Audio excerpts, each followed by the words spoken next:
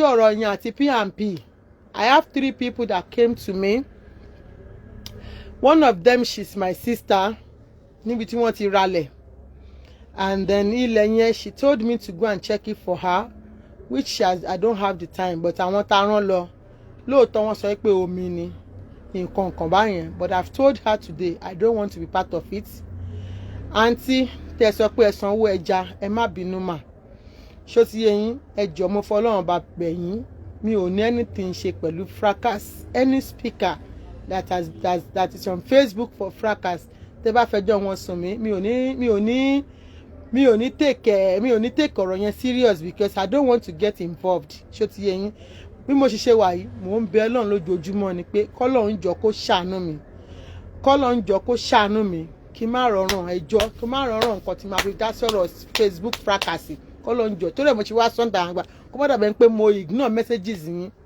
Ẹ̀yin ẹ pé ra rain ẹjọ́. P&P ti bẹ̀rẹ̀, ó ti wá síta. I have no enemy.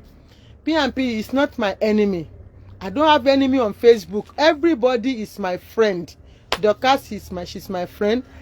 Mami Alashabi, she's my mother. Abike Jagaban, she's my sister.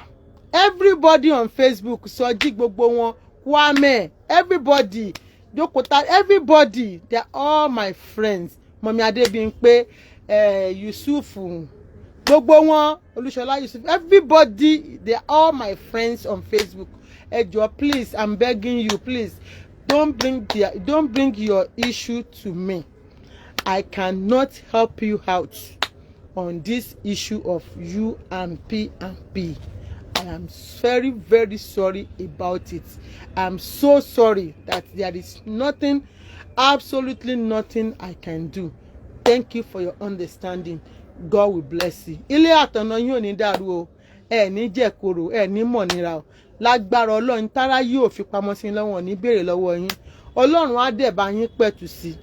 Ọlọ́run níbikíbi tí ẹ̀tọ́ yín bá wà, Ọlọ́run á bá mi gbà fún yín. Ọba tó ń gba ẹ̀tọ́ ẹni fún ẹni, á bá yín gba ẹ̀tọ́ yín. Ọlọ́run á wọlá àná, á wọlá èní, á wọlá ọ̀la, á wọlá ọ̀túnla, á wọlá ọ̀la tó bá kọ̀la tó tún máa kọ̀la. Á bá yín gba ẹ̀tọ́ yín jáde níbikíbi tó bá wà.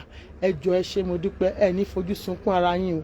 Ẹ ní rí dààmú lágbára Ọlọ́run. Ṣé ti yé yín? Thank you very much and God will bless you and I love you. If there is any way I can help you without this issue of coming online to talk about anybody, I will do it silently. Even these days, if I want to empower people, I've chose not to come online to come and talk about it. If I want to give people money, I will do it willingly on my own without come to Facebook to tell everybody. That is it. I am absolutely off Facebook fracas.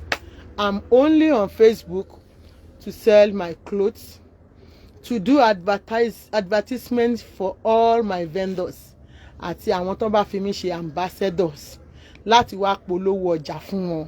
Ẹ̀yin tẹ́ bá fẹ́ support mi, tẹ́ ṣe fẹ́ máa rí mi, tẹ́ fẹ́ kí n máa lọ síwájú, ẹ jọ̀ọ́ ẹ bá mi rajà. Àwọn tó endorse mi bíru PS Homes now, I will go to the land to do advertisement, to showcase the land and everything. That is all about me on Facebook.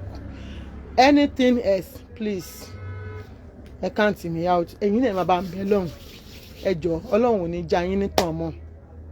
Ẹ ṣé mo dúpẹ́ my sister Obasun. Like I said, everybody, Balade Buhari, Lafunki, gbogbo wọn, they are all my friends. Honestly speaking, if they are doing show that I love, I will go to their platform. Only that I will not comment. I will listen. I go to Awikonko, but I call Tenny 4 times because I need to check on her to see how she's doing. Sure you get. So I'm not fighting anybody. Everybody is my friend. Thank you very, very much. Ẹ ṣé mo dúpẹ́ Sister Ramota, mo kí yín. Ẹ ṣé mo dúpẹ́. Ẹ bá ń gbójú ayọ̀ sókè, ó tún ti zẹ̀ o. Ó tún ti zẹ̀. Iyaibadan tún gbé tuntun dé. Oyin mọ́mọ́ gbà kí o tọrọ. Oyin mọ́mọ́ yé, ó tún ti gbé tuntun dédé. Oyin mọ́mọ́ gbà kí o tọrọ. Oyin mọ́mọ́. Mo fẹ́ yá orúkọ sísítà mi kan jẹ́ lálẹ́ yìí. Mo fẹ́ yá orúkọ sísítà mi kan jẹ́. Owó màmá oyin kan.